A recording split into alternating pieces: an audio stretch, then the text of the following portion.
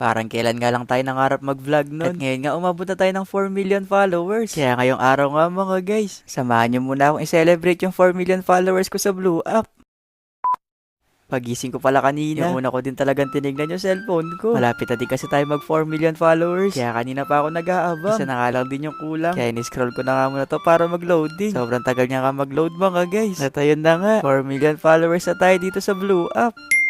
Sobrang saya ko nga ngayon. Kaya lahat siguro ng mga plato nyo, ilabas nyo kasi uhugasan ko na yan. Kahit siguro malinis yung plato nyo, uhugasan ko pa rin yan. Chot! Pinahanda ko na din pala yung mga kasama ko dito sa bahay. At sabi ko nga kay mama kanina, mag-day off muna siya sa tindahan. Kasi aalis nga kami ngayon. At bukas na lang din kami uuwi. Binilisan ko na lang din pala sa pagligo mga guys. Kasi sabi ko kay na mama kanina, hindi nga kami aalis kayo hanggat hindi ako nagpo-4M. Hapon ako nag-4M.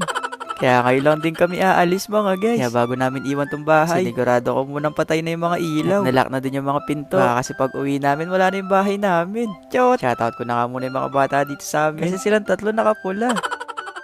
Dito na lang din pala ako sa Pampanga naghanap ng lugar. Kasi si mama, kapag napapalayo kami na homesick siya. Nami-miss ba yung tindahan? Chot!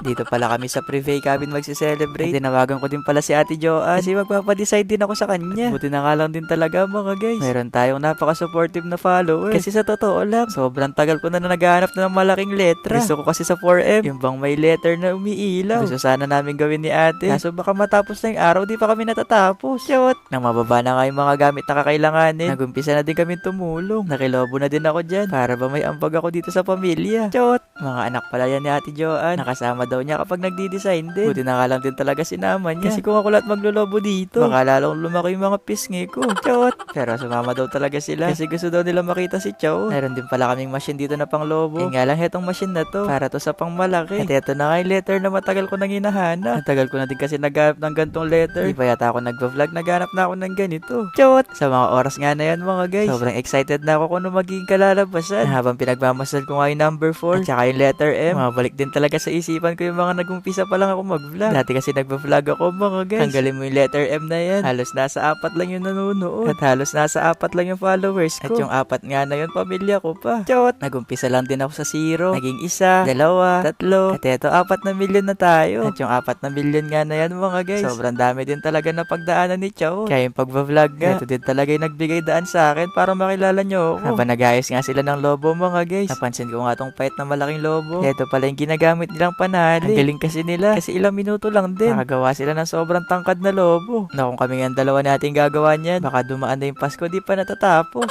Kaya pagkatapos nga namin makapag-ayos sa harap, para naman napakalaki ng ambag ko. Basta kumain muna kami dito. Nagutom na din kasi kami mga guys. Kaya maraming salamat na nung ganap events.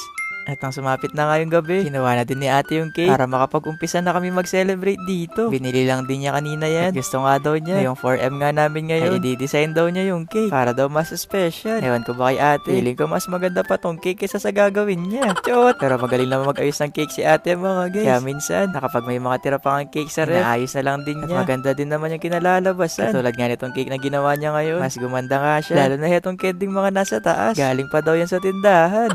Nakakatuwa lang ding isipin ngayon mga guys. Kasi dati naging bata kami. Sa tuwing sasapit nga yung birthday namin, madalang lang din kami magkaroon ng cake. Kaya ngayon nga, na-appreciate ko din talaga kapag nagkakaroon ako ng cake. Nag-iiho na din pala sila dito. Para pagkatapos nga namin mag-celebrate dito sa labas, diretso na din kami makakain. Nilipat din pala namin dito sa Gedli. Kasi may balak din kaming gawin dito sa labas. Ay hindi nga pwedeng gawin sa loob. Magaan lang din naman itong mga bitbit namin. And nga lang talaga dahan-dahan lang. Kasi baka masira. At pagbilang ko nga ng 3, iilaw na daw tong 4M.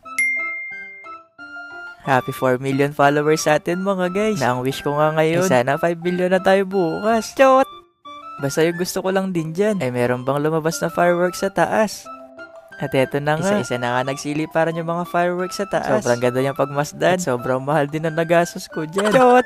Pero sobrang worth it naman mga guys. Kasi sobrang saya ko ngayong gabi. Nakang hindi nga dahil sa inyo. Hindi rin siguro tayo aabot ng 4 million followers. At sila din talaga yung naging dahilan sa bawat vlog na ina-upload ko. Ay laging tumutulong kay Chot.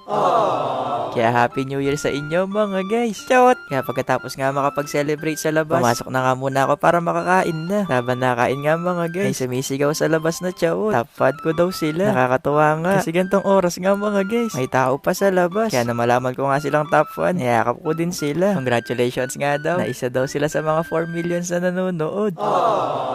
Nasa wakas daw, nakita na nila si Chow. Maraming salamat sa inyo mga guys ha. Basta yung lagi ko nga sinasabi pag tapos na yung vlog. Ayun lang. Bye-bye!